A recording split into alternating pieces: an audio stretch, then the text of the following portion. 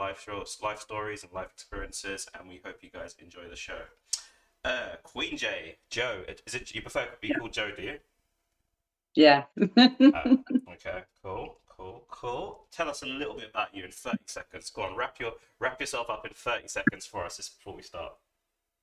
Wrap myself up in 30 seconds. I'm a mother to 10 kids. I do paranormal events. I used to be a singer, professional singer. So loads of experience, like in jobs and like hair and everything I can lay my hands to, I'll have a go at. Fair enough. Um, I'm just doing a quick sound check back on while I listen back. So loads of experience, like in jobs and. Fantastic. We are. Do you know I've done interviews before where I've been live for like 40 minutes and no one's told me my mic's on, or no one's told me that they can't hear the other guest, and which is quite infuriating. Okay, let's start with the obvious. Mum of 10 kids. How does that work out? It's a long story. I had 8 on my own, and then my daughter, like, I got into a situation that couldn't be helped, and I ended up having her kids. Wow. Took them on for birth. Wow. I had literally 10 kids.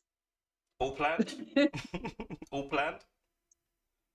All the same dad, the eight of them, and then like the two, obviously, then the same dad from the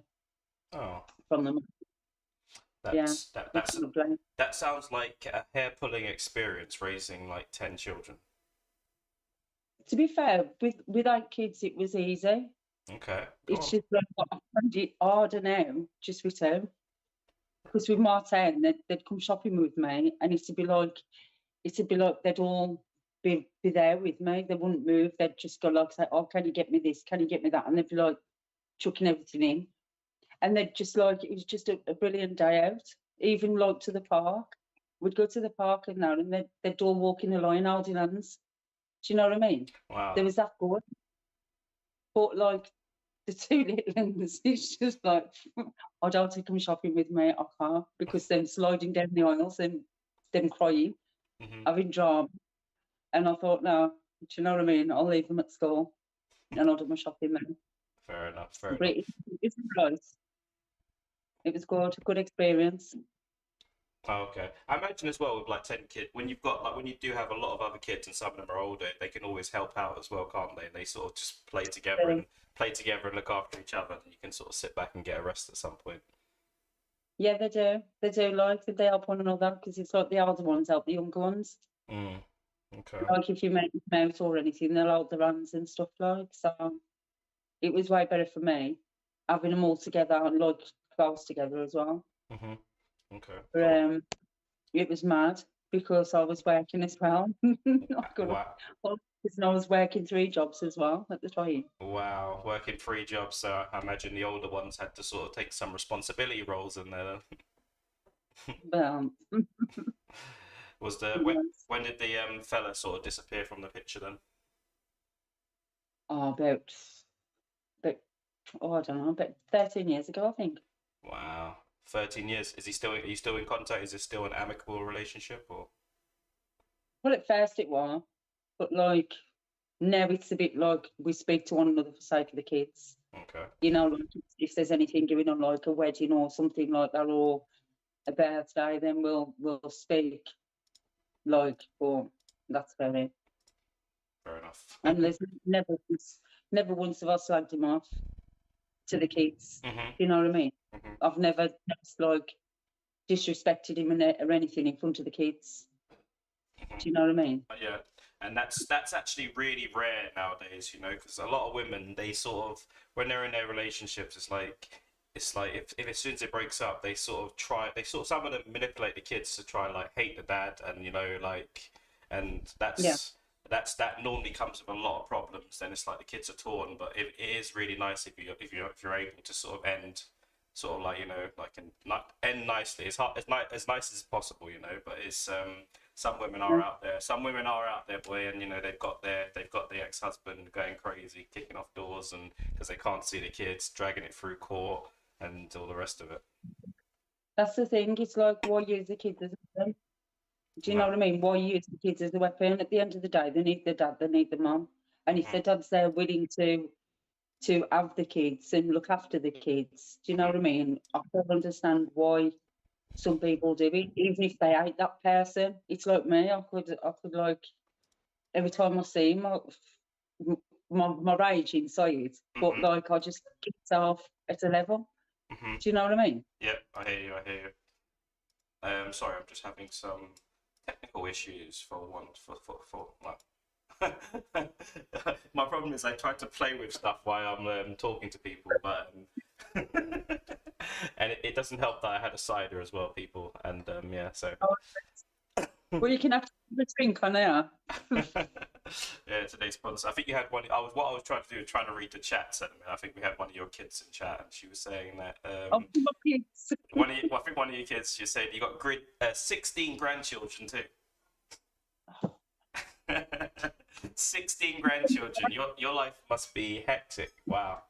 Who was that one, do you? That was Dana Pitts. Dana Pitts, sorry. 16 grandchildren. You kept that one quiet. Oh no, I just get called Mama Jam. Wow. Because I don't like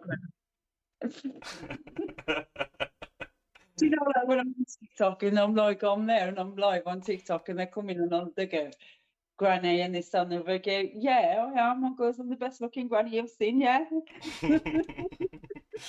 Fair enough. How old's your oldest grandchild? 10, I think. Wow. So they'll be on it. They'll be on it soon, watching you. You know, they'll be watching your TikToks and stuff soon. On there, because I told them, like I says, like, you know, you've got to be careful on these sites and stuff like that, especially TikTok. Do you know what I mean? Yeah. And it's okay. It's just like a private account sort of thing. Yeah. And I'll make sure it is, because you don't know who it's about these days.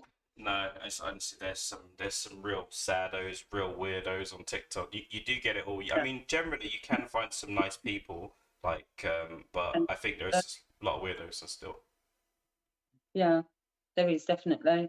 And my daughter, Dana, when I first went on TikTok, right, I wanted to like just get above them sort of thing, because they got like so many followers, and I went, I want to try and get above you.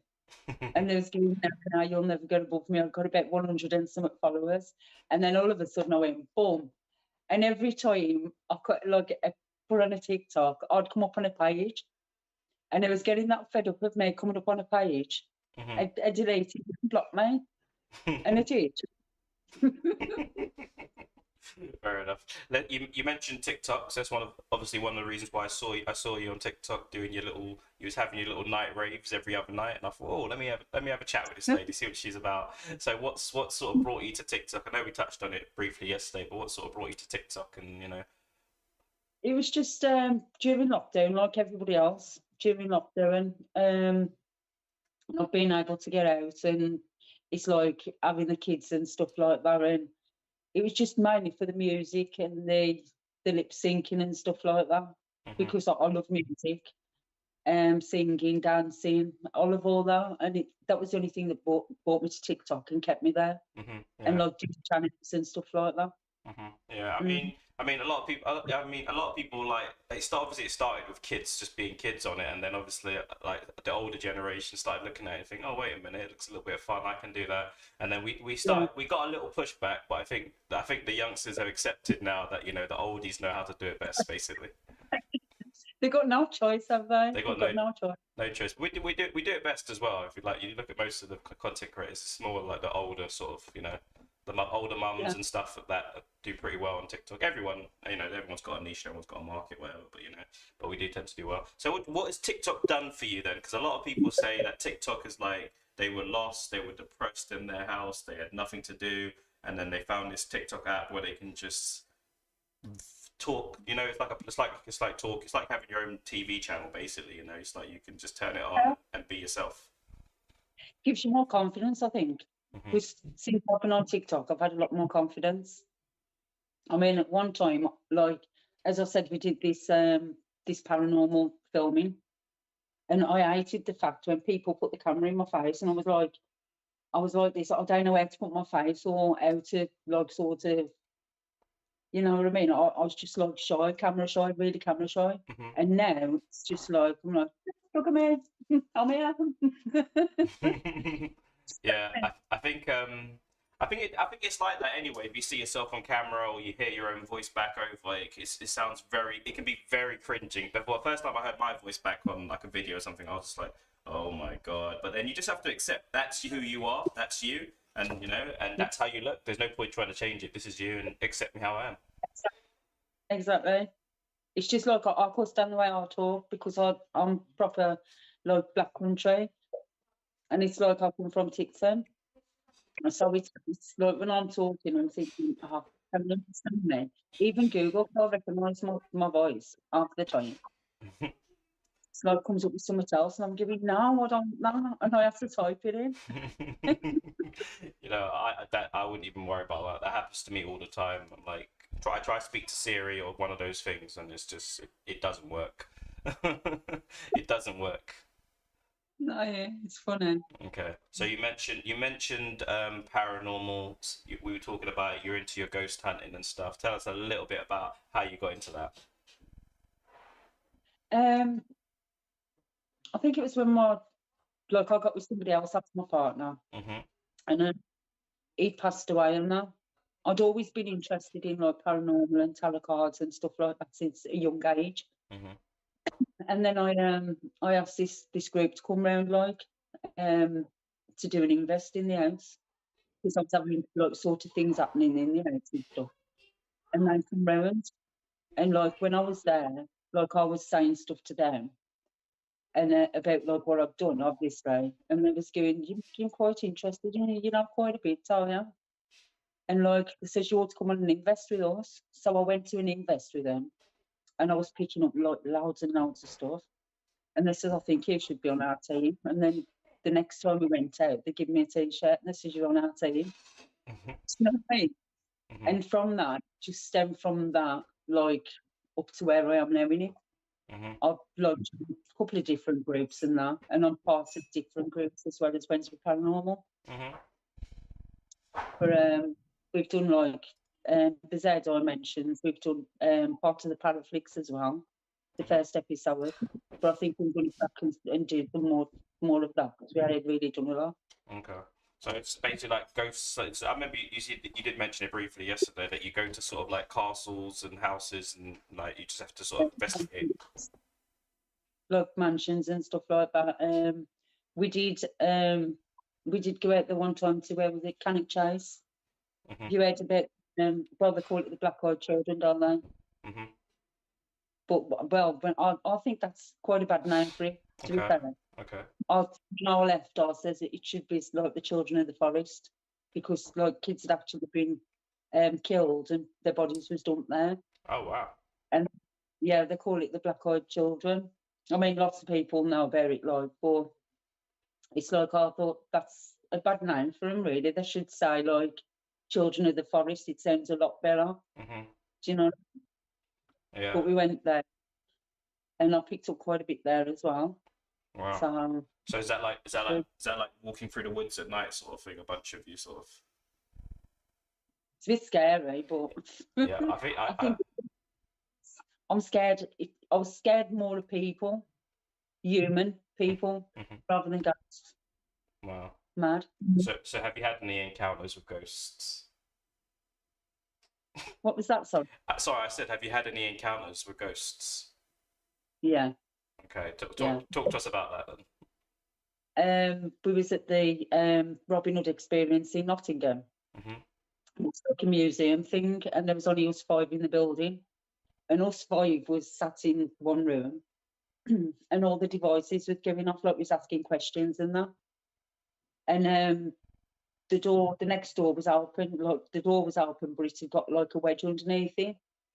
And we were saying, like, if you want to come in, knock the door or make some sort of noise, and knock the door. If you want to come into this room with us, knock the door.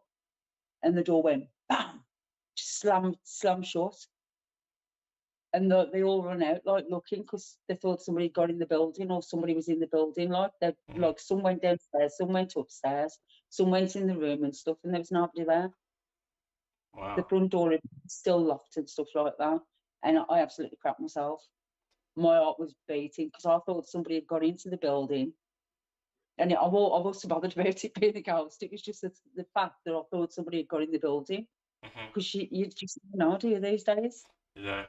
Is it so? Is a lot of people have the sort of perception that some of these things are rigged? Like, you go to these supposedly haunted houses and castles, and obviously they're tourist attractions as well. So people have got to make their money. So a lot of people say that maybe they've got rigs on the doors. When we do it, right, if we don't have nothing, we can go to the hauntedest place on the earth, right? Could sit there all night and have nothing, right? We'd rather sit there and have nothing and have a laugh and joke. Do you know what I mean? And just laugh and joke about things and come away with nothing. But then the next time you go, you could have loads. Do you know, it all depends on that night, really. It's like, if you get something, it's a bonus. If you don't get nothing, we don't fake nothing. It's like, what's the point in faking things? Do you know, obviously with TV, like, it's entertainment purposes, are you? Yeah. Okay. I mean, I'm definitely fascinated. I've always wanted to do something like that, like go into the woods with a camera and stuff like that, and try and is it conjure some ghosts or something? From the guy who's the ones, and I've got an imprint on the top of my shoulder. Wow. It's like somebody from, like, going. It was a big handprint as well. It was like a massive handprint on my shoulder. And I think that's because I went off from the team and I went somewhere that I shouldn't have gone. And somebody was like, "Stop your car over there." Because when I come out, they says to me, "This is you got a mark on your shoulder?" And I says, "Well," because it looks like an handprint. I went, "Well, I was standing by anybody, so I don't know who I got it." Okay. And that night. Okay. Yeah, I definitely want to check it out. As long as I don't get there and it's not no swingers party, you know, in the woods. No. Yeah. Get there and they'll be like, yeah, just run away in the woods, and then you have to bunch of people running around butt naked in the woods. No, I ain't into that. No, definitely not. No worries. Okay, so I mean, going forward now, just up to now, I mean, any goals, anything you want to achieve in life, anything else? Like, is there anything else for you? What's driving you? Is there any niggles, anything any itches you want to scratch? I don't know, really. I don't know. It's just like, if I fancy doing anything, I'll just go for it and do it. If I fail, and if I succeed, I succeed, I should say. I don't know. It's just. Oh, wait a minute. You used to be a professional singer. I've totally forgotten about that. Professional singer over here. Tell us about this professional singing career. What could have been? Listen to this then. I ain't going to sing it because my throat's a bit bad, but this was me. Well, ages ago. It's gone off, I think. Okay. Look for it on. So, just 1 minute.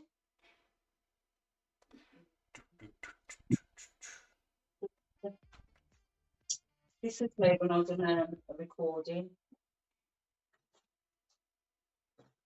And I first started singing. How old would you have been in this then?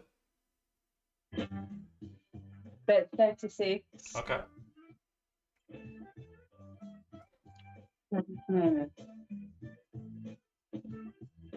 Yeah.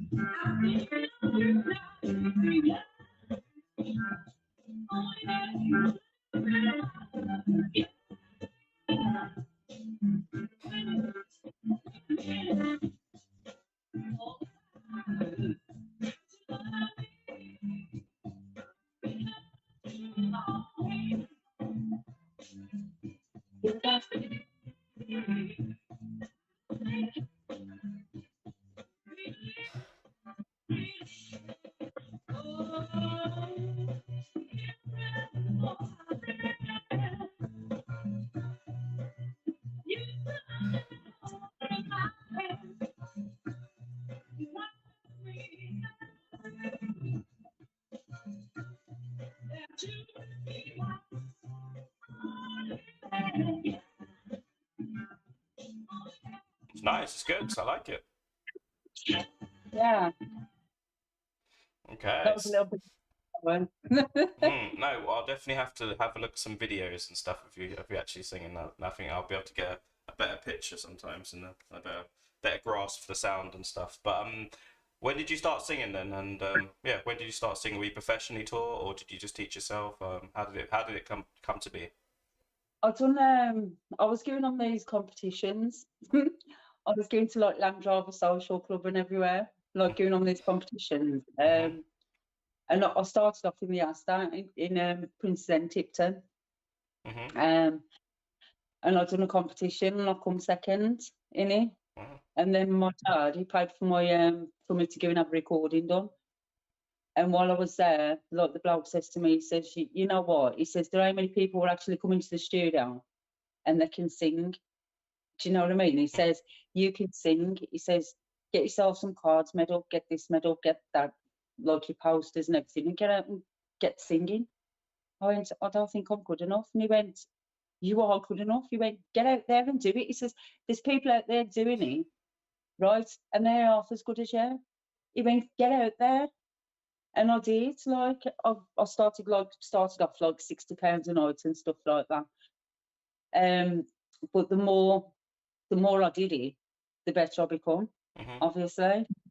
So I was just buying new equipment and stuff. And I used to like, I'd buy like the Dynacord amp and the Dynacord, the Shure Beta mic and stuff like that. I had all the top gear like, and I was just all over. I did want to do caravan parks and stuff like that Mhm. as well. But the fact that I got 8 kids, it was a bit awkward at the time because of having all the 8 kids like at school and stuff like that. I wouldn't have been able to have done it. But I was eventually singing all over, like Worcester everywhere. Oh wow. I was place. And I done it like for about 5 years, I think it was, something like that, 5 6 years, professional singing. Wow. Then when me and my partner split up, like I had to like I come to a point where it was either a roof over my head and food on the table or Or, sell my stuff. or So I singing. just said, Oh yeah. Sometimes that no, happens. Sometimes it happens in it in life. You know, kids come and then bloody kids come and get in the way of everything, don't they? I'm joking. no, but it was either that, it was like keep a roof above my head and food on the table, just like, or keep that and have nothing and get kicked out on the street. Mhm. Yeah. It was one of them. Yes, indeed. Yes, And indeed.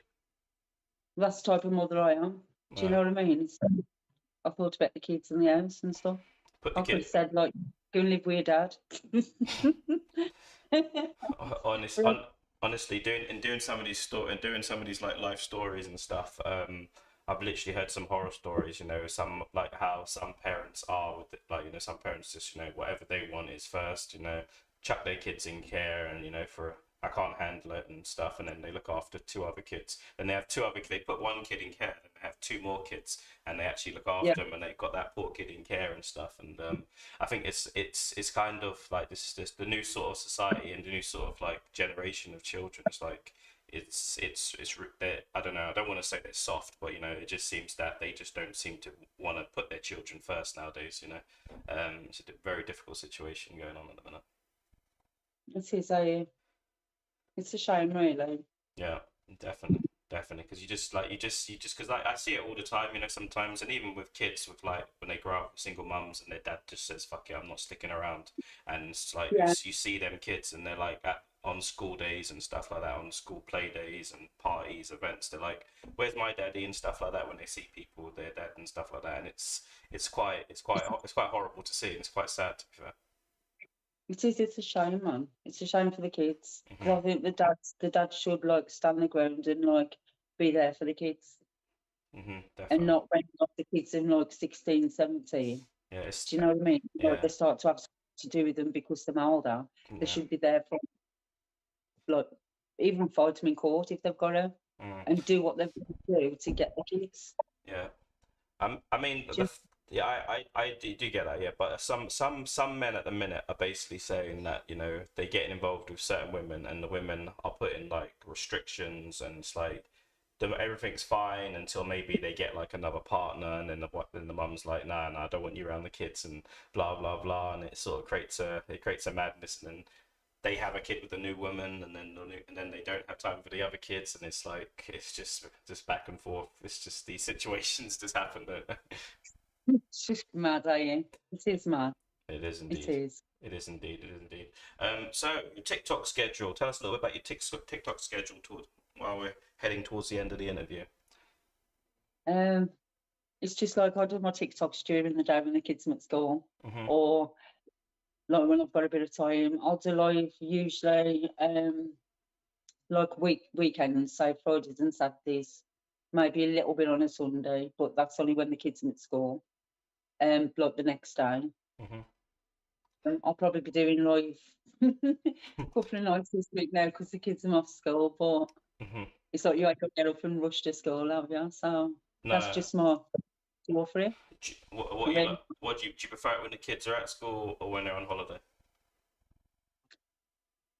On holiday. Do you know some people say the opposite? Some people are like, I can't stand the holidays, man. I've got to look after my kids, and they're like, get out the house.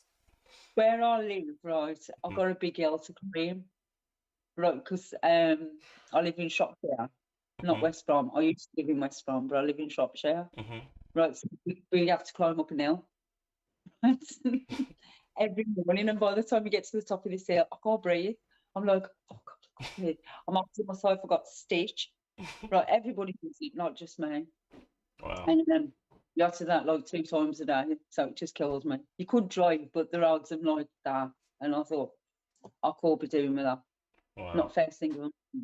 Wow. No way. You need to send me. I might have to Google Earth the hill so I can actually visualize this hill. Is it very steep? I actually took a picture of it the other day. I was coming out the school and I took a picture of the drop. Wow. Actually, the drop bit, right? And it's like flat on the top, and then it just goes down like that. Mm-hmm. So you know what? Climbing up there is like climbing Mount Everest. It's got to be. Okay. I don't think I'd make the top of that one. But it's like just the rush of the morning, you know, like if you get up late especially, and then you got to rush up there. It's just no chance, man. I'll have to see this for myself. Okay, you've been a fabulous sport. We're coming towards the end of it, so we're going to end it with 2 questions each. You're going to start. You can ask me any question you want, and then I'll throw 2 questions back at you. Any questions I want, within reason, obviously. Well, what do you do apart from doing this? I work in recruitment. I have a recruitment company within the healthcare sector. Really? Yeah. Yeah, and also I have recently become an OnlyFans manager as well. Oh yeah. I've recently become an OnlyFans manager as well. So yeah. How do you sign up to that? I want to go on. Do you know I've got some decent pictures I have. I could we can certainly talk about that off air, and when your children maybe when your children aren't watching and be like, Mum, you ain't going on OnlyFans. I bet these are killing themselves laughing at me because I just don't care. I really don't care. I've got to a stage in my life where I just don't care. Yeah, and you know what I mean. A lot of women are doing that as well now. To be honest, I've noticed, and it's I've just sort of got thrown into the industry. It's like because obviously I went through a stage where I was interviewing. I wouldn't interview everyone, but I went through a stage of interviewing about 10 OnlyFans girls all at once, like in a row. And then it was just like, they were just telling me stuff, and then they was asking me for advice. And I thought, let me have a look at this. And then I started like just checking their accounts and everything for them. And then it ended up just basically turning into management, basically. And then, yeah, I mean, it's very rewarding, and it's like you'll be very surprised like how it works. You know, like a lot of women are actually making a lot of money just showing pictures of their feet. You know, and exactly. I could show a picture of my face. You know what I mean? I could just paint my toenails up. I've only got a size 4 foot, so I'll be all right. Do you know what I mean? And then what makes me laugh is like I hear some women, they're like, no, I wouldn't do OnlyFans, and then I look at their TikToks. I'm like, you're basically doing OnlyFans for free, basically, right now. Exactly. They got their boobs out, they got their butts out, they're doing all the poses that the men want to see. You know. Yes. Someone's crying. Someone's crying. Dana's crying in chat, by the way. She's not. I don't know if she's too happy about I'm very laughing. I'm very laughing. I'm very crazy. Fair enough, fair enough. So you asked me my question. What do I do? I'll ask you a question. Something you know now that you wish you knew 10 years ago. Something I know now that I wish I'd knew 10 years ago. Hmm. Oh. Um, I don't know. I can't think. That's sorry. So that. They being as educated as what I am now to when I was 10 years ago, Okay, explain that. Divulge bits. Explain a little bit more about that. because I've got a lot of qualifications now. Okay. What did you do? What did you retrain as and study? Everything, everything. I've got health and social care level 3 diploma, domestic abuse level 3 diploma. I've got loads. I've done mediumship, healing, crystals. I've done everything. Hmm. Meditation, positive psychology, everything. Wow. Whereas like 10 years ago, I've got nothing. Okay. And what made you want to start retraining and doing stuff? Was it just? So I never had nothing. I never had no qualifications. Like when I left school, I had no qualifications. Hmm. And obviously having the kids and stuff like that, every time I went to try and do something, I'd get pregnant again. And so I was like, car wash and everything. And actually I wanted to always be a midwife when I was younger. Hmm. And my daughter Dana, our Virgil, our friend Chloe, I gave birth in my front room, Wow. and I have the baby. She went out and left me. I went because I was in pain, and it was 4 weeks early. So like they was just saying, no, I've not bathroom paracetamol, and like I just had like got the baby that I had like, Hmm. and I said, should I feed her? And I'll pull her down. And I kept looking at the clock, and I'm thinking, them contractions are coming pretty quick. So I put the baby down and I said, I can feel something. I says, give him check yourself, Chloe. I says, just have a look. Like, I don't know. And then I just heard her waters go. So I just dragged her in the front room, put her down. I went, pull your pants down, let me see. And I pulled the pants down and the head was there. Oh, bloody. I was like, oh my God, oh my God. And I just turned into somebody demonic. I was like, I need an ambulance now. And then by the time these got back, like I delivered the baby and everything, the baby was fine. And by the time these got back, I went, oh, thanks for your help. You just left me here with your mates and I've had to deliver the baby. Wow. Do you know? Yeah. Wow. Well, no one better experienced than yourself anyway, because you've obviously done that 8 times before. And that's it. I just like come naturally, but I'd always wanted to be a midwife. So that was like, that was one thing that I was proud of. Do you know what I mean? I had that chance to Hmm. actually do. And with first aid as well. Sorry, I can go on forever. There's just like loads of stuff. Hmm. The domestic violence stuff. What made you want to go into sort of that?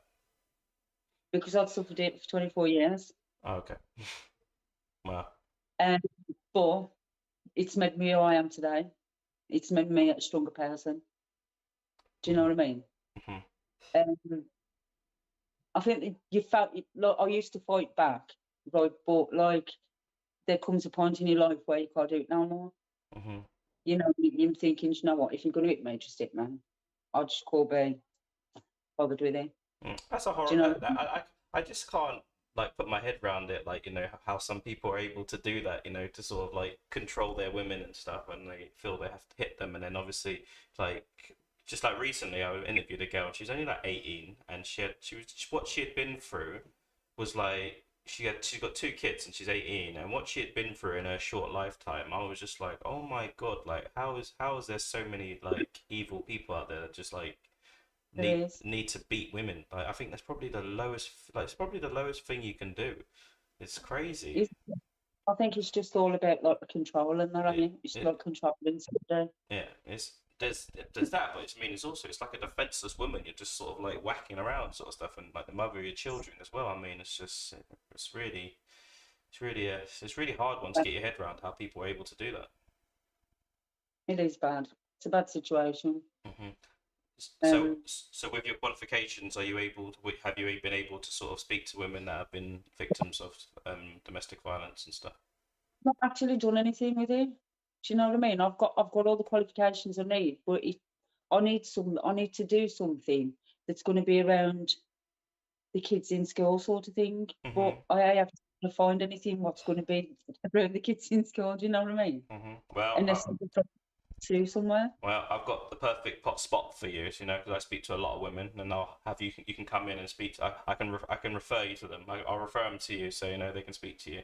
But I do speak to a Yeah, lot of women that have been victims of domestic violence, and obviously, it's just obviously a lot of people need help and stuff in terms of that. You know, some start giving the right advice. yes, Do you know indeed. what I mean?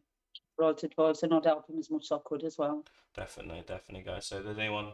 Oh, if there's anyone out there suffering domestic violence, you can hit QUEENJ925 up on TikTok. She's studied, she's been through it, and you know she's got a wealth of advice, I imagined, for people Thank you. going through that. But Thank yeah, I will definitely send some people your way as well, because mental health as well, and mental health is such a big thing at the minute. You know. This is what I was talking to online not so long back. I was just talking general. This is like about like mental health and men and stuff like that. And like men find it harder to speak out about mental health than women do. Hmm. They don't feel like there's enough support out there for the men. Hmm. Do you know what I mean? Hmm. I think Or them too much like too like macho. they got too much pride to go and ask for help. Yeah. I think it's Do you know? just. Yeah, I think it's just. I think the sad thing is as well. It's you know men. Obviously, if you're looking providing for a family, you're trying to make ends meet, and you've got the pressures of providing for your family and going through that all. And the moment that goes, if a man loses that ability to start providing for his family, then that can put men in a really bad spot. Like, and even just the thought of maybe even I might be losing my job, even what that does to some men, you know, and it just puts Yeah, so much pressure on them. But they just feel that they just can't talk to anyone because, like, some men, I've seen it. Like, some men have spoken to their wife, and some women aren't. Some women aren't equipped sometimes to deal with their problems, you know, like to deal with a man's problems. So like these guys, they have to get professional help. Otherwise, you know, it's a big issue. it's hard. It's hard for them. Hmm. It really is. I mean, obviously, like my brother, like he suffered with his mental health and stuff like that. And he ain't no more. Oh, Do okay. you know what I mean? Yeah. So I mean, that to me, like it does hit my heart a little bit. Yeah. And that was what I felt on TikTok. And then like, loads and loads of people started opening up to me. Do you know what I mean? And saying, "Oh, what I've been through this, and I've done it." And I was giving like, "I'm sorry to hear about that." Blah blah blah. My inbox is always open. If you ever feel like you need to talk to anybody, just shout it me up, like. Hmm. Do you know? And that's it. But it's like some of the time you don't want to get too deeply involved in them. No, Do you know what I mean? it, It's there and give them advice, it's a very tricky one. It's a very tricky one. especially if you're a woman. Hmm. Do you know what I mean? Especially if you're a woman giving like male advice and stuff. It's happened in that line before, like with my friend. Um, I started like giving his parents advice. He got mental health problems and stuff. He kept going to see her and see her and see her, and then all of a sudden he had this idea that there was a couple, and This he needed to order and their partner up. this is the problem that a lot of women face. Like, you know, like a woman like yourself, you're very innocent, you want to help people, you want to talk to people, but then what will happen is you'll get this guy that likes you, and Yeah, he's opening up to you, he's talking to you, but what he wants to talk to you, he wants to open up to you, but he also wants something else from you. And yeah, that bond that you make, it's that bond that you make with that person when when they open up to you. It's like you're basically their wife, you know, because they never spoke to anyone like this. All of a sudden they're speaking to you. They can contact you whenever they want. They can send you messages. It's basically a full-on girlfriend experience. So I think that's why there's obviously a code of conduct, and there's an ethics committee in terms of like when you speak to like psychiatrists and stuff like that, that you can speak to them during this time, this hour, that way. It's organized. you don't have 24-hour access to send them messages and stuff like that, and ask them, and then it always comes, what, how's your day going? And they can get confused, you know, and a lot of women have fallen by the wayside on that because they just think, oh yeah, I'm helping this guy, and what you're actually doing is making this guy fall in love with you. Just helping him. Do you know what I mean? But it's like experience like that I've had like in life. I've had quite a lot of experiences in life, like with different things. And it's like with my training as well, I've done what was it? First aid. I done my first aid training. I done a two-day course. And about 4 weeks after, I went to Asda, and like there was this man on the floor, and he was drunk. I just thought I always had a bit to drink, but he reminded me of my brother. And I just sat there like, and I was talking. I says, "What's your name?" He goes, "Dave," and he was going, "Oh, you don't understand what I'm going through. I've got this and I've got that." And I said, "I do understand what what you're going through." Like he went, "Oh, you'll never understand." I says, "Mate, trust me, I do." And then he just like conked. And then like I thought, oh, he's just conked out like he's had a bit too much to drink. And I was like, Dave, you come round. And he got back up and started talking. And then Miss Nurse pulled up, like, because he went again. And I says, is he okay? I says, oh, he just collapsed. I said, I think he's had a bit too much to drink. And I come up and had a look. And then while we was talking to him, he just like went funny like. And I was going, Dave, you okay? No answer. And I says to her, I says, his lips have gone blue. And I went, I'll go on to the car. And I bought one of them mouthpieces out. I says, will you do that? And I'll do the chest compressions. So I started breathing like air in his mouth, and I was in the chest compressions. And like when the ambulance got there eventually, they got him up on like stretcher, and he was like talking, and I was just like went, just burst out crying. Wow. Wow. Yeah, I bet. actually saved his life as well. Wow. Wow. It's So, always nice to have that first day training because then you feel confident, especially when you've got children and stuff. But wow, to actually put it in practice and save someone's life, that's incredible. Yeah. exactly, and I never thought I'd use it. Do you know what I mean? But I'd had that training, and I thought, oh, well, it's good knowledge to have, because like if anything ever did happen, it's that good knowledge and stuff. But I never expected to actually bring somebody back to life. Do you know what I mean? I was like, shit. Wow. Yeah. That's a surreal experience. How did that make you feel? You must have been feeling weird for like ages after that. Emotional. Yeah. I felt really emotional. It was just like, it was something like, do you know, it's like shock. It's just like, God, I just actually brought somebody back to life, and it was just like I was crying. I was literally crying. And then a couple of weeks after, we seen him walking, and I pat my own. He went, "Oh bloody hell!" He said, "Give me an heart attack." And he goes, I says, "My mum saved your life the other week." And he went, "Was it you who was pumping my chest?" And I says, "Yeah." He went, shake me hand. He went, "I'll buy you some flowers and a chocolate." I says, "Don't worry about it. I'm just glad to see you walking." Wow. Wow, that is a surreal experience. Jeez. Yeah. So I've had like a lot of experience, like at different things in my life. So I'm blessed.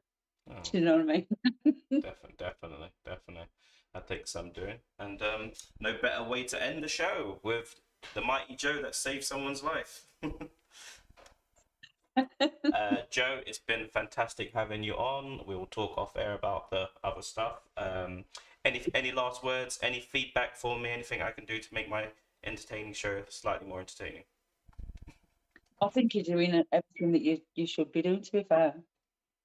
You really are. Oh, Like, stop it! Stop it, Joe. no, you're not. Doing everything that you need to be doing, to be fair. And you're trying to get people on, different people. So Yeah. I think you're doing. You just need to keep like pushing it more onto TikTok and that. Yeah, I think Yeah. I do think I need to do that because it's I do need to get more exposure for my interviews because obviously when I first started I thought to myself, what is everyone else is interviewing celebrities, famous people, blah blah blah, and you know it's interesting, but it's kind of like, what about the everyday person that you speak to? And you know, there's everyday people out there with brilliant stories like yourself. You've come on, told a fabulous story for 45 minutes. Wow, the time has flown. And you know that's more important to me. You know, just to sort of like speak to like, you know, the normal people walking around living life, you know, and rather than the up and coming celebrities. I obviously I won't turn people down, but obviously the main thing for my channel, for this channel, is obviously just like a channel where, you know, just generally people can come, open up, tell their story, you know, and I hope that I've allowed you to do that today. Yeah, you have. And thank you very much. It's given me a little bit more confidence as well. Yeah, Like, the more you talk, the better it gets. Look, you can't stop talking now, can you? that's the only thing. Once I get talking, that's it. And if it's something I'm passionate about, I'll shut up. So if there's any sponsors out there that wishes to sponsor us, like Wednesday Paranormal, we've already got one sponsor. We're looking for more. So Okay. I could be the paranormal. Definitely, definitely. Everybody, this is BRUDDC Entertainment, the people's channel where we talk to normal people, everyday people, share some amazing stories. If you guys want to come and get involved, just hit me up and we will make it happen. Fantastic round of applause for Joe.